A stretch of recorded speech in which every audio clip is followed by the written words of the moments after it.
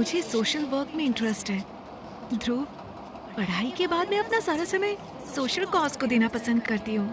हाँ, मैं समझता हूँ, पर असाइनमेंट सबमिट करने में केवल 2 ही दिन बचे हैं। प्लीज तुम संभाल लेना। पिछले 3 सेमेस्टर से तुम ही मेरी मदद कर रहे हो। इस बार भी देख लेना। इतना कहकर जैस्मीन ध्रुव के काफी करीब आ गई। जैस्मीन और ध्रुव दोनों ही एमबीए कर रहे थे और ये उनका आखिरी सेमेस्टर था। ध्रुव जैस्मीन को चाहता भी था और उसके नखरे भी उठा रहा था। हालांकि अभी तक कुछ कह नहीं पाया था। वो एक साधारण सी फैमिली का सीधा साधा लड़का था। वहीं जैस्मीन बेहद खूबसूरत, अल्हड़ और लापरवाह थी, जिसे पढ़ाई से ज्यादा गरीब बच्चों को पढ़ाने में इंटरेस्ट था। और पिछले 2 सालों से उसके सारे काम ध्रुव को ही करने पड़ रहे थे। जैस्मीन के नाजुक हाथों का टच ध्रुव को अच्छा लग रहा था, पर अगले ही पल जैस्मीन छिटक कर ध्रुव से दूर हो गई। सामने से कार्तिक आ रहा था। हाय कार्तिक, कैसे हो? जैस्मीन ने कार्तिक को ग्रीट किया। कार्तिक हमेशा ही गलत वक्त पर आ जाता है और ध्रुव को इस बात से भी नफरत थी कि जैस्मीन इस कार्तिक जैसे लड़की को इतना भाव क्यों देती है। ध्रुव ने कई बार नोटिस किया है कि कार्तिक के आते ही जैस्मीन ध्रुव से थोड़ी दूरी बना लेती है।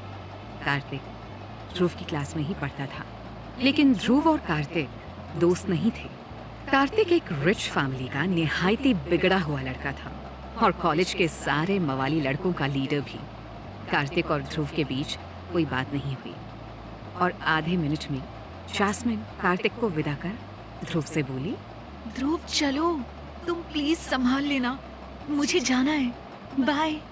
ध्रुव बस मुस्कुराकर रह गया। ध्रुव पूरा दिन अपने और जैस्मीन के असाइनमेंट पूरे करने में लगा हुआ था। शाम को जैस्मीन के असाइनमेंट सेंड करने के बाद उसके मोबाइल पर एक मैसेज आया। ध्रुव ने देखा, मैसेज एक पेड पॉर्न साइट से आया था। किसी ने ध्रुव के नाम पर एक एंट्री पास खरीदा था। ध्रुव की कुछ समझ में नहीं आ रहा था। मैसेज में दिए गए लिंक पर क्लिक करने पर ध्रुव ने जो देखा उसे देखकर ध्रुव की आंखें फटी की फटी रह गई। यार, she so hot. Hey sexy, तुम अभी तक कहाँ थी? तुमको अपनी ऑनलाइन अवेलेबिलिटी बढ़ानी चाहिए। लेट नाइट कैफेटेरिया में बैठे ध्रुव को इस तरह के कमेंट्स सुनकर घुटन हो रही थी। ध्रुव गुस्से, निराशा और घुटन के साथ अपने फोन को घूरे जा रहा था। स्क्रीन पर अजीब अजीब कमेंट्स आ रहे थे। कमेंट्स पढ़ने में जितने घटिया लग रहे थे, उससे भी ज्यादा वॉइस कमेंट्स सुनकर ध्रुव को गुस्सा आ रहा था। कैफेटेरिया के एक वेटर ने ध्रुव को काफी देर से इतना सीरियस बैठे देखा तो उसने ध्रुव से पूछ ही लिया, सर आपको कुछ चाहिए? वेटर के आने से ध्रुव को कुछ होश आया, लेकिन ध्रुव ने कुछ भी जवाब नहीं दिया। वेटर कुछ सेकंड्स इंतजार करके चलता बना। तुम्हें क्या समझता था और तुम क्या निकली जैस्मीन? तो ये था तुम्हारा सोशल वर्क? पिछले 2 सालों से तुम सिर्फ मुझे यूज कर रही थी।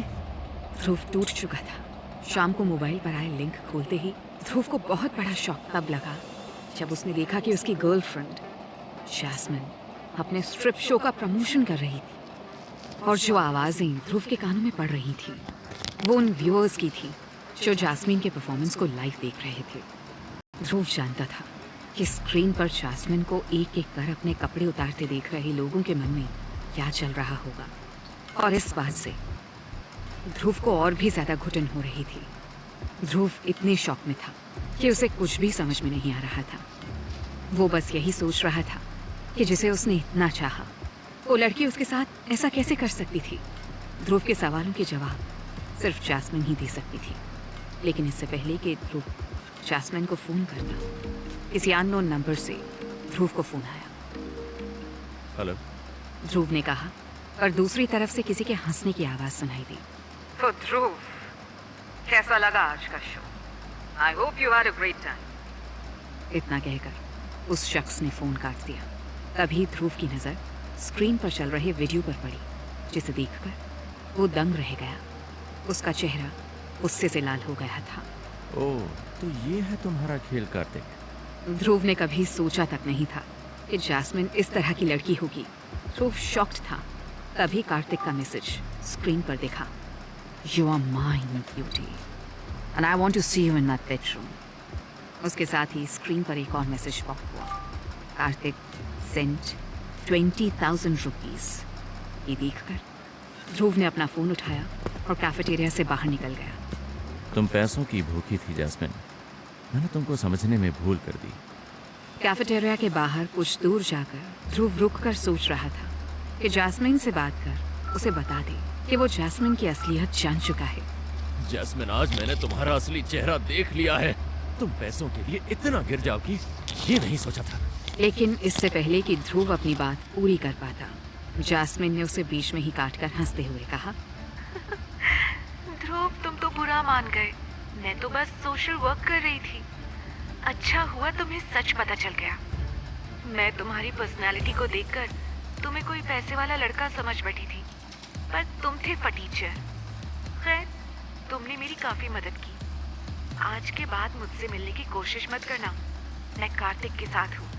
इतना कहकर जैस्मिन ने फोन काट दिया। ध्रुव को समझ आ गया था कि वो आज तक गलत इंसान से प्यार कर बैठा था और जैस्मिन को उसके इमोशंस की वाकई कोई परवाह नहीं थी। वो सिर्फ अपना मतलब निकाल रही थी। ध्रुव को जैस्मिन की बात चुभ गई।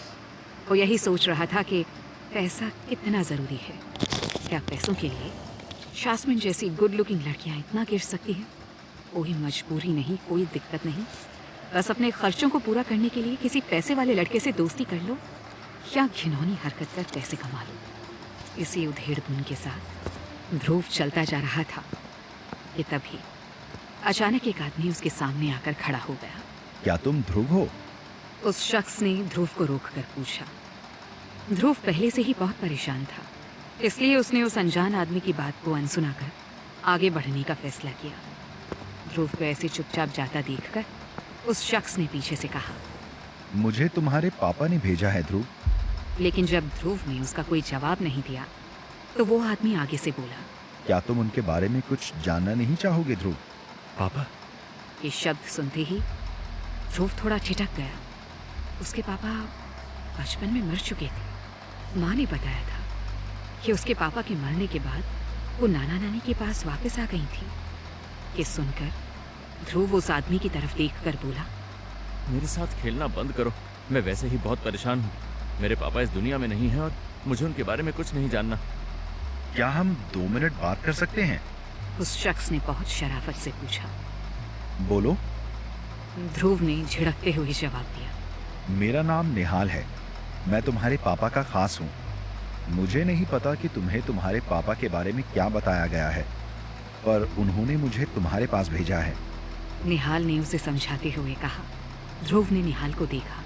इस शख्स को उसने पहले कभी नहीं देखा था।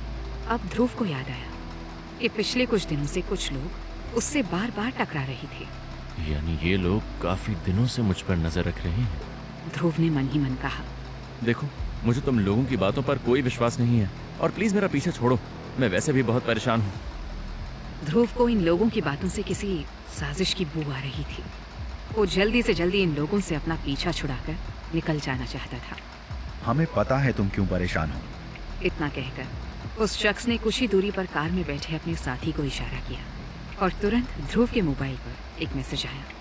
INR 10 crore credited on your account number 322317। Message देखकर ध्रुव हैरान था। उसने इतनी बड़ी रकम केवल अपने सपनों में ही देखी थी। सही कहें तो वो अभी भी जीरो गिनने की कोशिश कर रहा था। ये कोई नई साजिश थी या ध्रुव की जिंदगी कोई नया खेल खेल रही थी? आखिर कौन थे ये लोग? क्या चाहते थे? और ये पैसे उसे किसने भेजे थे?